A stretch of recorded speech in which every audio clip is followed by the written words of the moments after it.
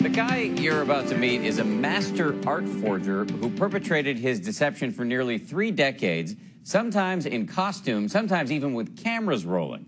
He managed to get his knockoffs of famous paintings into museums across the country. So why did he do it, and why is he not in jail? Here's ABC's David Wright. He may be the most successful art forger in American history, painting credible copies of great works of art and convincing museums across the country they're real.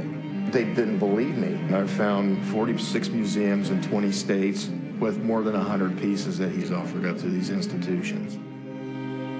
Mark Landis, that's him putting on a priest's collar, part of the elaborate ruse that allowed him to fool museums into thinking he was just an eccentric philanthropist. And you were a master of disguise. Well, I wouldn't say that. Well, No, I did have the idea to be a Jesuit priest, yeah. Landis got away with it for nearly 30 years. His exploits and the story of how he was exposed all documented in the film Art and Craft. Landis created his fake masterpieces. I just use colored pencils, because I can't tell. So he could give them away. My name's Mark. My recently deceased sister left your archives a page from a book of hours. His con, one part forgery, the other impersonation. He posed as a philanthropist in order to donate fake paintings. I'll bring it by to you this afternoon. In this scene, the filmmakers follow Landis as he perpetrates his fraud, pausing first for a little liquid courage before heading in. Oh, isn't that nice? I believe it'll look well. And oh, you know I'd it. Like you. Is that a form, or an early form of color printing of some sort? Or? I'd like you to show me about would it be where you would think of putting it. In the film, you guys document at least 2 occasions that I could count where he's actually going to the museum to give them a painting. So you were kind of complicit in this in a way, right?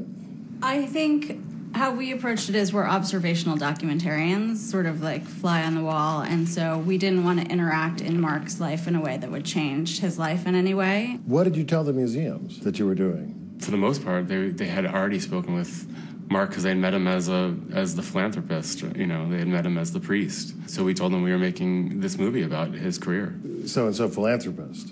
I mean, there's an ethical question there, isn't there? Did you struggle with it? It is uncomfortable to be filming something unfolding when you know something that other people don't know. The nature of documentary is to document reality as it unfolds. Turns out the art and craft of deceiving the world's great museums is not necessarily as glamorous or as tricky as the Thomas Crown affair.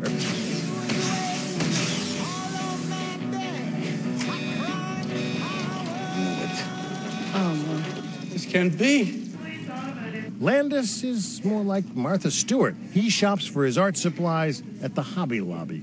Is there a trick? You have to pick somebody that's super obscure, but also interesting? No.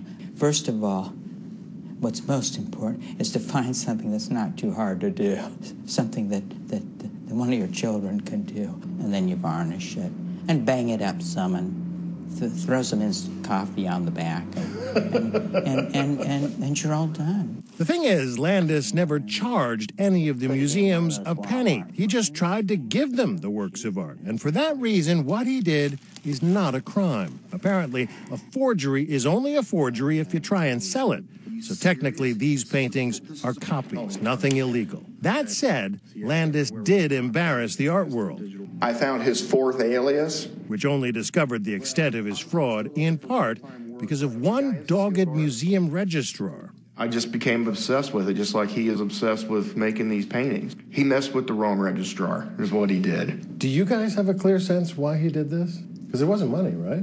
The film that we made, in essence, is an attempt to answer that question. We're always coy, but I mean, certainly a lot of what drives Mark in his life is just human interaction. The motivation for his elaborate con, not malice or greed, but loneliness. Made me feel warm all over. I had a nervous breakdown when I was 17. Landis is a diagnosed schizophrenic, and by his own account, he was a bit of a shut-in before, with only his TV to keep him company as he worked late hours on his canvases. I guess it was just years of watching TV, seeing philanthropists and big, important people doing things. And that's what gave you the idea? It was an impulse. I've always had poor self-esteem for obvious reasons. And I really did. I got treated like royalty. And listen, I liked it. Now Landis says he's out of business as an art forger, but he is thoroughly enjoying his newfound fame. All this time, never a New York museum. No. This is the first museum in New York that I've ever been to. So we took him to see the collection. No forgeries here, which he scrutinized with, shall we say, professional curiosity. You see a lot of those. This be a hard one to That's do? a beautiful. Actually, it would be, because you see how carefully the leaves were done. Interested not just in the pictures, but the frames as well. Well, I mean, you can get frames that look like that at Walmart, and then if you bang them up and everything, it's true. But those ornate ones. As long as it doesn't say made in China on the back. Landis still paints and draws, but only on commission these days. Landis has now earned an accolade he never imagined, his own temporary exhibition. It must have felt good. You seem to be enjoying it. Did I seem to be enjoying it? I enjoyed. I'd never been to a show, and I'd never had anybody taking any interest in me. So naturally I started talking, and that's the part I enjoyed. A master forger finally getting the attention he craves. I'm David Wright for Nightline in New York.